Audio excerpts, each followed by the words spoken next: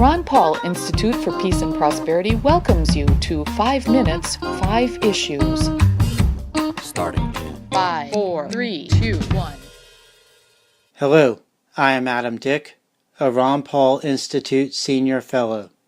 Let's start. Issue 1. This week, many Americans are seeing for the first time the new universal procedure for friskings, or as the Transportation Security Administration says, pat-downs, being used at airports across the country. The people are seeing the procedure in action thanks to Jennifer Williamson posting on Facebook video of her 13-year-old son being subjected on Sunday to a pat-down at the Dallas-Fort Worth International Airport. Portions of the video have been aired by various media, including CBS. The CBS report related that the TSA said the procedures performed by the officer in the video met new pat-down standards that went into effect earlier this month. You may think you can avoid TSA manhandling by standing in a relatively new full-body scanner instead of demanding to walk through a metal detector. While using the metal detector may ensure you are subjected to the pat-down, people who use the full-body scanners may be frisked as well. As I pointed out in the March 10th episode of 5 Minutes 5 Issues, people subjected to the new standard frisking include randomly selected people and people whose full-body scanner results indicate they should be frisked.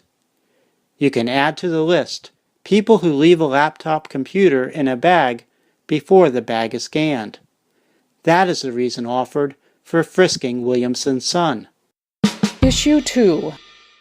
Looking at United States Sentencing Commission numbers, Paul Armentano of the National Organization for the Reform of Marijuana Laws related last week some good news regarding people being sentenced in federal courts for violating marijuana laws. While over 3,000 federal defendants were sentenced for marijuana violations in 2016, according to the Commission, notes Armentano, that total is roughly half of the number of federal defendants who were sentenced in 2012. Issue 3.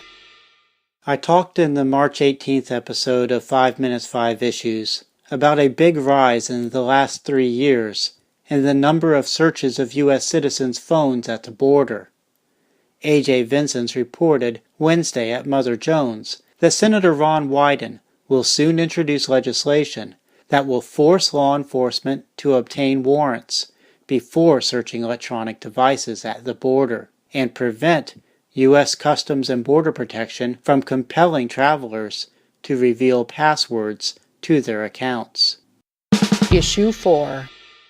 Canada Prime Minister Justin Trudeau promised to work for marijuana legalization countrywide when he sought election in 2015. Now his party appears to be seeking implementation of legalization by the summer of next year.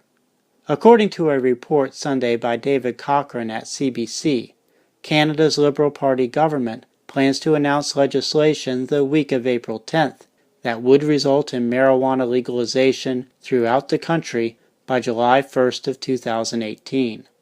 Cochrane writes that the legislation will leave the provinces significant control regarding matters including how marijuana is distributed and sold, and leave the provinces choosing whether to apply the 18 years minimum age set by the national government for purchasing marijuana, or to impose a higher minimum age.